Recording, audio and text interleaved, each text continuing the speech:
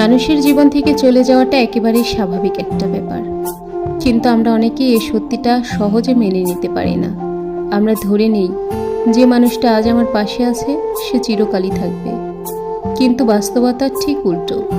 সময়ের সাথে সাথে মানুষ বদলায়, তার অনুভূতি বদলায়, জীবনকে দেখার দৃষ্টিভঙ্গি বদলায়। অনেক সময় পরিস্থিতিও মানুষকে বদলে দেয়। এই বদলে যাওয়াগুলো হয়তো আপনি মেনে নিতে পারবেন না, কিংবা আপনি ঠিক থাকলেও অপরজন নিজ থেকে আলাদা হয়ে যেতে পারে। কারণ সব কিছুই চিরস্থায়ী নয়, সম্পর্কও না, মানুষও না। তাই আপনাকে এটা মানতেই হবে যে কেউ আমাদের জীবনে চিরকাল থাকার জন্য আসে না। কেউ একজন আপনার জীবনে এসেছিল, কিছুটা সময় আপনাকে সঙ্গ দিয়েছে, হয়তো অনেক ভালোবাসা দিয়েছে, কিন্তু একদিন সেই মানুষটাকেই হয়তো বিদায় জানাতে হবে।